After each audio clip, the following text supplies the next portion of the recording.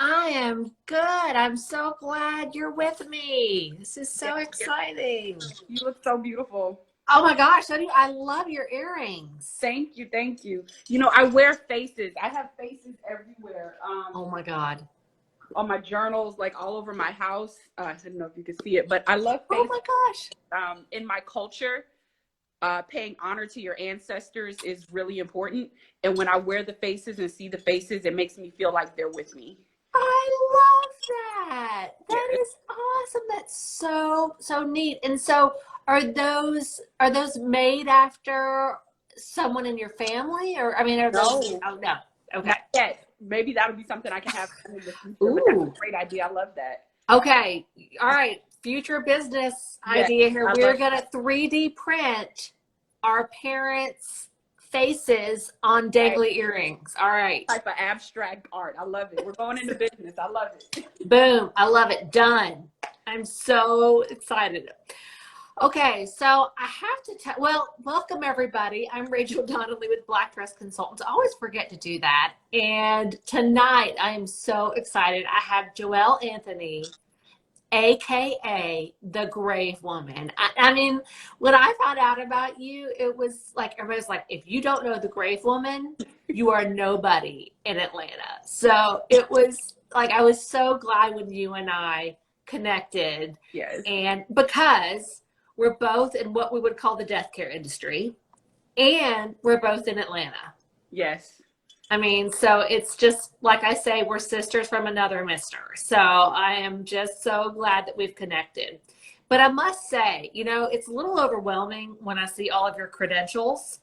I mean, okay, so everybody, she's an alternative funeral director, blogger, life insurance agent, professional moderator, public speaker, and more. Okay, so what else can we add to that list? Licensed funeral director, licensed insurance agent, and Okay. entrepreneur. And I refer to myself as a sacred death and grief practitioner because I truly believe that the death, dying, and grief process is truly transformative and it's sacred. So yeah, Yeah. that's about it. Okay, well, let's jump into that because I see so many in our industry that are really talking about this sacred process and methodology.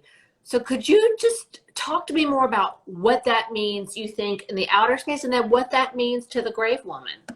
So out in the death care industry, I honestly think it's twofold, and I may get in a little bit of trouble for saying this, Okay. but right now, sacredness and spirituality is the hot topic. It's like the thing that everybody's trying to do because it's wrapped in a lot of mystique and it's almost sexy to say sacred death and grief because it makes It it is. special, right? It is, yeah.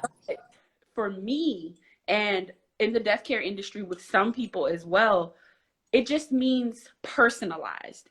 It means my experience. What is this grief like for me? Like we were talking about earlier, a lot of times we look for cookie cutter examples of Yeah. how we're supposed to grieve and how we're supposed to feel and what we're supposed to do when someone dies. And Right. I try to take the approach of the spiritual and sacred because Okay. what does it mean to you? What does it mean when you're sitting there by yourself and you're in the throes of grief? What are you tapped into then? Is it your religion? Is it your family? Is it your tribe? Is it your support network? And what about that makes the experience better for you? So that's where the sacredness comes in. It also Okay. is very tied to my ancestry and my Yeah. lineage being Yeah. growing up in the Gullah and Geechee culture of Beaufort, South Carolina. So Oh my gosh, that's right. I forgot that you were from Beaufort. yes. So born in England, raised in Beaufort. So tell us about some of the sacred death traditions as part of the Gullah community. The biggest difference, the biggest thing that stands out in our culture is that death is a community Oh, experience. I love That that. is a community experience. As we know in this Western society, the aging, the old, and the dying are kind of pushed in a corner where they're not disturbing our everyday lives. But Yeah. it's the complete opposite in my culture, where even when someone's passing away, the entire family and the entire community may be at that bedside. And it's almost expected when someone passes away. It's not unheard of to have the entire community and the entire city be in your front yard, just giving that support. Children aren't left out of any of this. The death, the dying, funeral planning, or the funeral. My mom tells me about when she was a little girl, how she was traumatized because what they used to do is pick children up at the head of the casket and pass them over to an adult on the other side of the casket so they wouldn't forget the deceased as a part of, you know, keeping. Oh my gosh. And so, yeah. I love that. I mean, I can understand how your mom would have been a little traumatized, but I love that. So it's, like you said, like this communal experience. Yes. It's, and everybody comes together and they're invited, they're part of it. And I think that that's probably one of the reasons that you got into this industry. You had that experience. So I'd love, you know, to talk about that and how you became the grave woman, like your experiences, your background that led to that, and what you learned from those experiences that help you to serve families. So this is going to be a little bit weird, and I haven't really talked about this. I'm really saving this for the book, but okay. This is proprietary information, everybody. Yes, just because it's you, Rachel. But when I was a little girl, I don't want to say that I could see spirits or hear them, because to me, it was almost like they were like you and I talking right now. They weren't necessarily on the other side, at least not to me. And there's a picture, if you scroll probably about 3 or 4 years back through my Instagram page, there's a picture that I drew when I was 8 years old. And it says, "I am the grave woman." And it's me standing in a cemetery with a microphone. Oh my gosh. Cemetery. My grandmother saved it, and I did not see this picture. I didn't even know I drew it.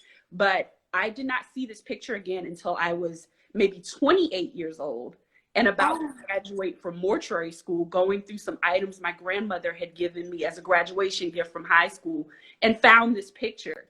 And the ironic part, I cannot make this up, is maybe 2 or 3 months earlier, I had started a blog called The Grave Woman with no recollection. Okay, now I'm like getting goosebumps. You're freaking me out over here. That percent serious. I'm so see, and that is just, I think that's so beautiful.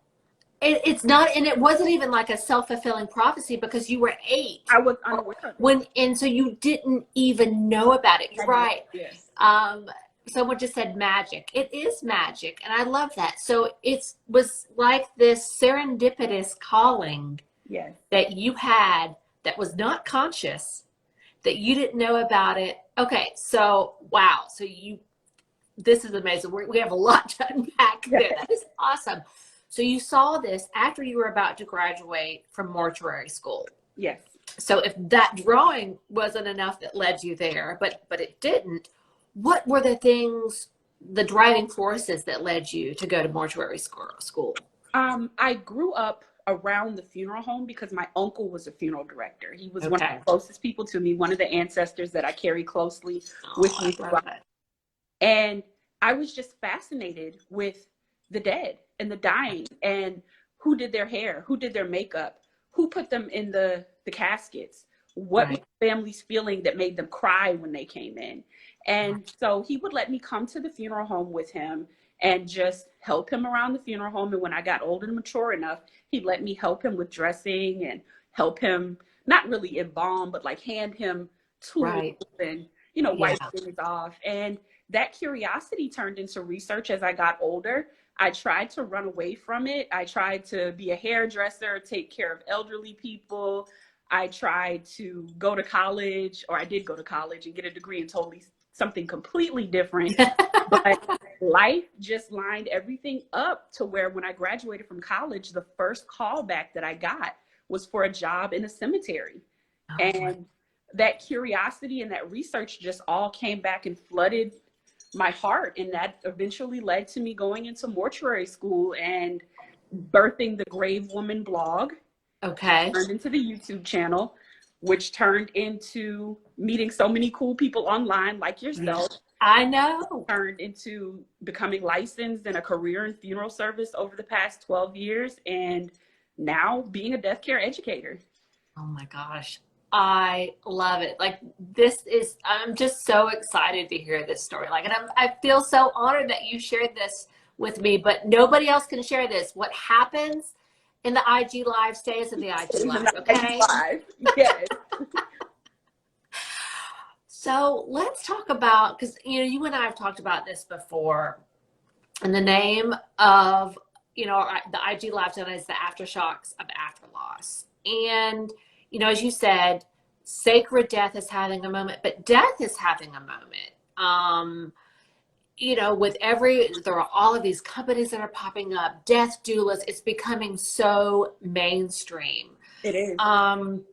Which I think is great, because I think it's going to do nothing but normalize the discussions. Yes. And now Puppy's here. Hi. Yes. You want to say hi. This is Love. Oh my gosh. Like, who okay. are you talking to?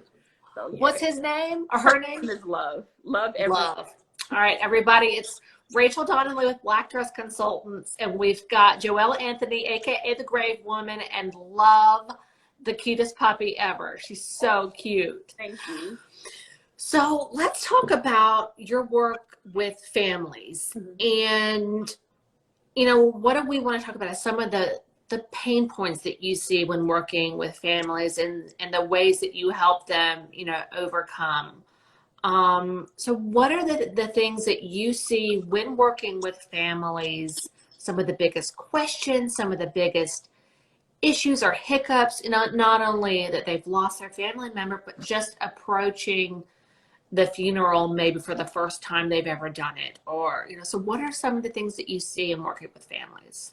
Well, I'll start with something you and I kind of chatted about earlier, which is the fact that a lot of younger people are now responsible for making funeral arrangements, maybe for their parents, their children, unfortunately, or maybe even their grandparents or friends, right? And these people have never attended a funeral service before, because a lot of times in our culture, death is swept under the rug, and children are left out of that process, right? Yeah. And so that's created a lot of what I would call unexpected anxiety about even going into a funeral home and talking to a professional like myself, and God forbid, looking at a dead body. So a lot of times when people come in, you can kind of see it on their face when they've never been in that type of environment. They're afraid of what they're going to see, and if it's going to traumatize them moving forward. And so they're like fidgety. They don't know what to do. They don't know where to put their hands. They don't know where to look. And it's like, it's okay. This person is no longer living. They're not going to look like they did in life. However, we've done our best to recreate as natural as an appearance as we can. So that's one of the biggest questions. What is my loved one, my friend, my coworker going to look like when I see them in the casket? Yes. Another pain point just on the after part of the funeral, the part that you deal with, is that a lot of people process the loss a lot better than they think that they will, but they become so overwhelmed by the administrative task and by the closing of accounts and by the moving of money. I shared with you earlier that I had a loved one who, when someone passed away, they had to submit blood work in order to claim themselves as a beneficiary for some stock and bonds. And I mean, oh that's God, really? Insane. That is, that is unbelievable, but it's true. I mean, I've joked that I've had to give blood, urine, and a sleep study in order to prove things, that in order to, say I'm the beneficiary of X, Y, and Z account. And it's a lot. It's a lot to deal with. And, my work helping families manage those unavoidable tasks and logistics that come with it. But because we sweep death under the rug, people don't know what they don't know. They don't know what to do. And if you're here and you want a copy of my, we just created a new after loss guide. You can go to blackdressconsultants.com, sign up for our email list, and I'll send you one, and I'll help talk you through some of those points. So working with families, I know you said you're an alternative funeral director. So what does that mean, and how do you walk families through that process? So that ties back into making the experience sacred. Okay. It doesn't have to be cookie cutter. You don't have to do things the way that your neighbor did, your coworker did, your parents or your grandparents did. And a lot of times, especially here in the South, we know that things are extremely traditional. So Yes. what I do is I try to get people to think outside the box, so to Yes. speak, the box being the casket, especially when they want the option of cremation. So Mm-hmm. what I encourage people to do is explore options that resonate with the essence of who the individual truly was in life.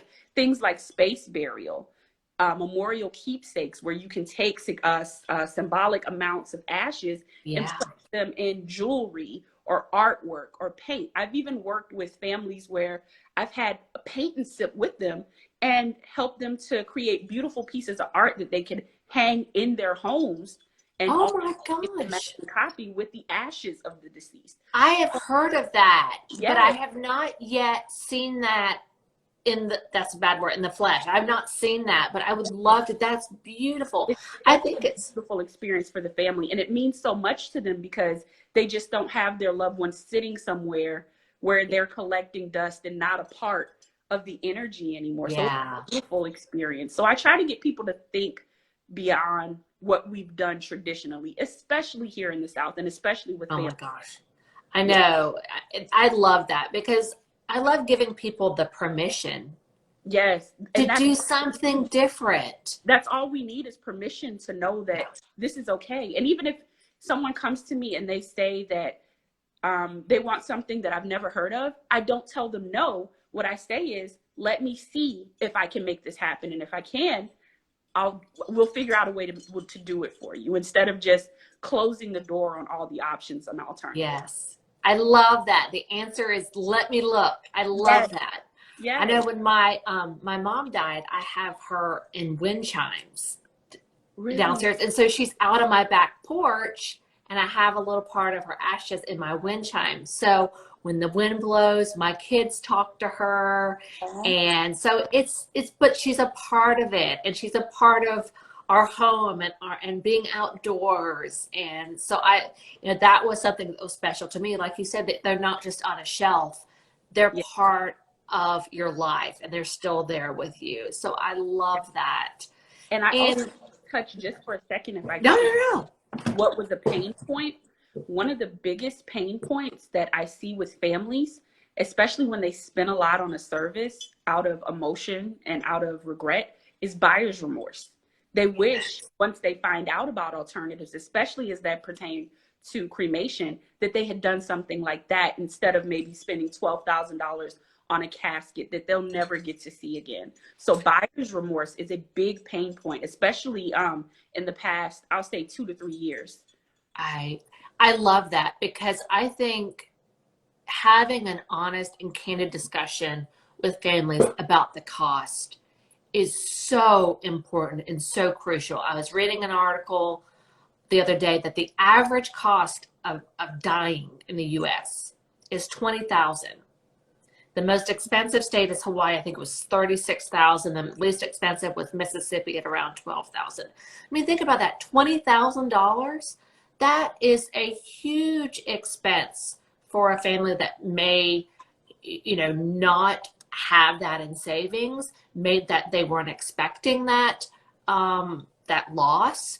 So I think having those honest discussions and perhaps counseling them to make a different decision based on their finances is just so important. And I love that you're doing that because the funeral industry has gotten a bad rap, before about not being upfront with. Unfortunately, Yeah, but I'm going to tell you, Rachel, honestly, 12,000 is kind of, for the funeral home that I work with, that's kind of the high end of the spectrum. really. With us, you can do a nice service with a casket and possibly maybe even a burial for about 6,000 to 8,000. Oh, But wow. I have seen funerals cost as much as $30,000, $40,000. It just depends on the demographic that's being served in the Yeah. location of the funeral home. But I totally lost my thought. What was I going to say? No, you were just talking about how the average for your funeral home is 6,000 to 8,000, whereas the national average is 20,000. So Right.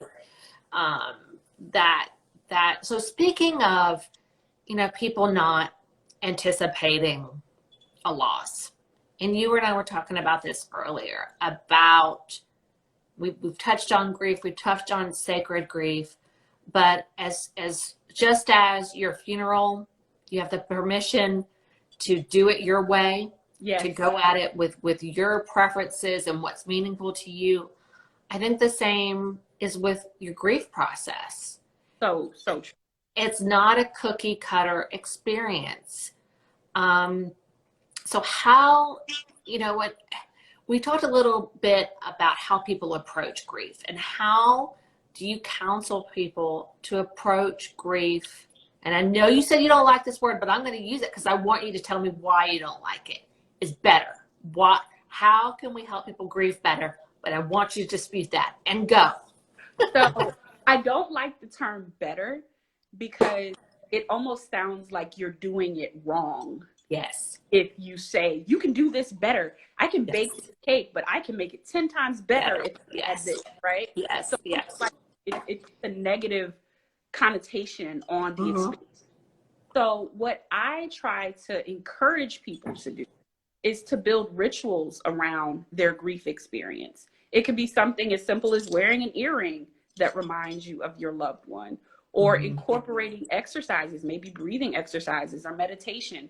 Like I mentioned earlier, I don't know if I did, a lot of times we Google, how do I grieve? And the first thing that comes up is the 5 Stages of Grief by Kubler-Ross, right? Elizabeth Kubler-Ross. Yes. However, yes. Many people don't know that that was an actual process designed for people experiencing anticipatory grief due to a terminal illness. Well, does that really fit if your loved one passed away from maybe suicide, car accident, house fire, right? Something outside, something tragic. Yes. And yes, I feel like a lot of times we feel, because that's the way we do things in our society, 1 + 1 is supposed to equal 2. When this happens, you're supposed to do this and you'll feel like that. And grief does not work that way because we're all so different. I talked about celebrating the essence of who the individual was. And even if we know the same exact person, let's say your mom, for example, let's say I had a relationship with your mom. Maybe she was my teacher, or she was, my neighbor. That is a completely different relationship than you had as her daughter. So how can I tell you to do this to feel better? So we move into the sacred space and we begin to personalize our journeys with grief. And like you said about permission, people just need to know that it's okay if in 3 months, 6 months, 3 years, you still cry when you hear a song. Stop beating yourself up. Be gentle with yourself through the process. Exactly. And I love that, because we have this idea of this constructed methodology that we're supposed to follow, and we're supposed to follow these stages and these steps. And if we're not doing that, we're not doing it right. And just as Everett, we're all as unique as our grief process, or our grief process is as unique as we are, turning it. So I love that. Yeah. So let's talk. Some of the rituals. Oh, I'm sorry. No, go ahead. No, I love it. Keep going. I think I have a slight lag. I did. Okay, it's all right. But Kimberly Paul says from Death by Design says, "Preach it, girl." And then we've had somebody say that you need to come. You need to come speak at the University of Pittsburgh or Pittsburgh Mortuary School. So I'm just going to tell you that. And I'll come. I'm okay. Part of what I do. But what was your other thing you're about to say about grief? I was going to say some of the rituals that I suggest for people. I always suggest the 4x4 breathe, the 4x4x4 breath work exercise, which tell me about that. I learned this from one of my great death doula friends, and someone I collaborate all the time with, named Deanna Cochran.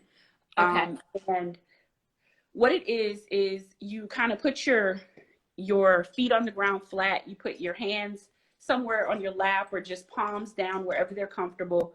You inhale for 4 breaths. For 4 seconds. You hold it for 4 seconds, and you release it for 4 seconds. And you do that 4 times. And I always recommend that people do this if you can remember and be present enough to do it. when you're feeling the most stressed? You want to try it and see how it feels? Oh my gosh, I just did it and I feel so much better. I felt my shoulders relax and oh my gosh. Okay, the 4x4. I love that because that's so easy to remember. 4, 4, and 4. And then do it Yeah. 4 times. 4 times. Oh. Another thing that I always suggest that people do is to embrace as much nature as you can. I truly believe, and this gets into the spiritual and the sacred aspect, but I believe our relationship with nature is one of the most important relationships that we have in life. The earth is here to give to us, and what we do with it, whether we recognize it or not, is give back to her. So go and look at a beautiful naturescape. I have one on my television right now playing to calm me. Go put your feet in some grass or in some water or in some sand or dirt. I know we all know the feeling of how refreshed we feel after we leave the beach. And whether we accept it or not, it's because we've done that grounding ritual of connecting with the earth from the pores of our feet. And as we know, there's nerve endings for every organ and cell in our body in our feet. So it kind of grounds us and connects us and makes us present in the moment, as well as like the earth just taking that stress and anxiety and that energy that you're feeling and then breathing back into you so that you can move on into the next moment. The last thing is, touching nature. My hugs are not limited to humans. I am also a tree hugger. So when I'm feeling extremely stressed, I will go to Stone Mountain and find the biggest tree that I can find in the park and just kind of hold on to it for a minute or two. And I promise you, I look like a complete nutball, but I leave Who cares? feeling it's better. I love that. And I love that you've taken and simplified it because I think we can get so caught up in, oh, I have to go out to Stone Mountain or I have to go out in the woods. You can go out in your front yard, like you said, and just take off your shoes.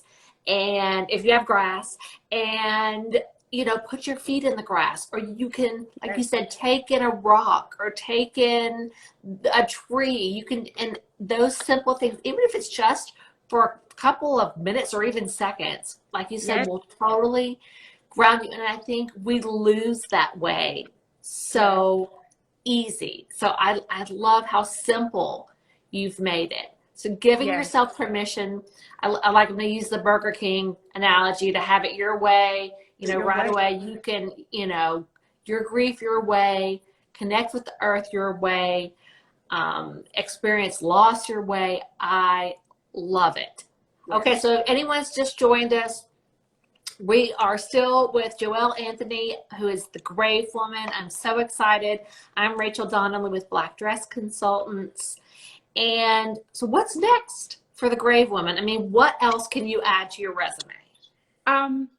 What is next for me? I want to really, and what I'm focusing now on is encouraging that the organizations that dictate what funeral service education looks like make the entire experience more inclusive in training professionals. Because unfortunately, and I'm going to be completely candid, mortuary science education up until very recently has been whitewashed.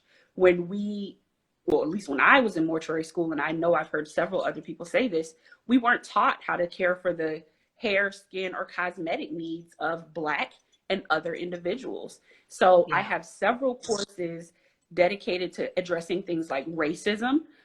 There's a course called Racism in Death Care. It's the second installment of the series that myself and the NBE review coach, Anita Pollard Grant, are hosting on the 18th of next month. So I encourage everyone who's open and honest about learning more about working with families that don't look, pray, mourn, and grieve like you to join us in that conversation. I'm very big on self-care. As you can see, I have the grief kit sitting back here. It's a toolbox that I created not only for people that are experiencing the loss of a loved one, but the loss of any kind, and for death care professionals to tap in and create a sacred self-care experience for ourselves as professionals. Because the last year, as you know, has been crazy, especially for the death care industry. I also have a course entitled Self-Care for Death Care Professionals that I encourage each and every death care professional, no matter what side of the spectrum you're on, to take. And I'm really focused on getting these and about 12 other courses made a part of standard mortuary science. Of course, you don't go for just one course, you go for 12. I mean, of course. Okay, so how can we tell our listeners, our death care workers, our families, our individuals, how can they access that training? Oh, just visit my website, thegravewoman.com, and Okay. click on courses, and all the courses will be there. Or just type in The Grave Woman in your Google search bar, and I'll pop up everywhere. YouTube, social media, my website, the grief kit, everything will pop up. I love that, because I mean, if a funeral director were to approach my hair versus your hair, that would be a completely different experience. So I love that you're providing that training, just having that conversation. I love that. Okay. And then the toolkit, or the box in the back, how can people access that? How can they access it? Same thing. Website, Same thing. click on the 3 little bars to the left, Okay. and the grief kit will pop up. You can buy the book, the grief kit ebook, and you can also get the kit itself on the website. It says it's going to take 4 to 6 weeks, but last week we fully restocked our inventory. So if you purchase, it'll be sent out as early as Thursday. Oh my gosh. All right. I'm going and buying my grief kit as soon as we hang up. I've got to have one. I'm so excited. Okay. And then your courses. So you're launching, or you have a course right now, and then you're planning on launching an additional 12. So people should just follow you at The Grave Woman. Yes. My vision is to have an online university for death care professionals. And many of the courses are approved for continuing education credit by the Academy of Professional Funeral Service Practice. So in exchange for taking the course and making that investment in your career, you also earn your continuing education credits, which we all have to have anyway. So, yes. Yeah. Okay, that's super good to know, because I know we have a lot of people in the industry that are watching us right now. So that is so good to know. And they can access that by visiting your website, following you. Everything it's a one-stop shop, ladies and gentlemen, thegravewoman.com. Well, I mean, I didn't expect when I asked you what was next that you would rattle off well, I should know by now, you would rattle off about 100 things. This is so exciting. I'd love for you and I to partner somehow on some training course or something in the future, because being in Atlanta, we've got to represent. So, oh my God. I think that's the perfect marriage, and I'm completely open to that, Rachel. And I'm honored that you even want to partner with me on anything. Oh my gosh! What? You're a legend. I am so excited that you joined me. I think that you and I will just continue to prop each other up and to continue having these conversations. And at the end of the day, what I'm trying to do is help give families the space to grieve, and I know you are as well. And everything that I do. And if you and I prop each other up and support each other and get the message out there and the education, it will do nothing but help other families and individuals tackle what we all know is coming. So we need to continue the conversations and continue to support each other. Well, I'm just so honored that you've joined me. If anybody has any questions before we log off for Joél, I'd love for you to pop them in. Anything we've unpacked a lot, but anything we didn't touch on? Oh my gosh. I am curious to know, if you don't mind if I ask you a question. I'd love it. What was your motivation for starting the Black Dress Consultants? So my motivation, well, they say, necessity is the mother of invention, right? So I started Black Dress because I lost my dad when I was 16, and I lost my mom 8 years ago. And at the time, I had a 2-year-old and a 4-year-old. And my mom's passing, which was pretty sudden, left me to take care of her brother, my uncle, who lived out of state. And so I had to probate a will, probate my mother's estate, but I had to take care of an aging loved one. And I was really, that's why I had gray hair. I was pulling my hair out and going crazy because I had all of these logistical things to do.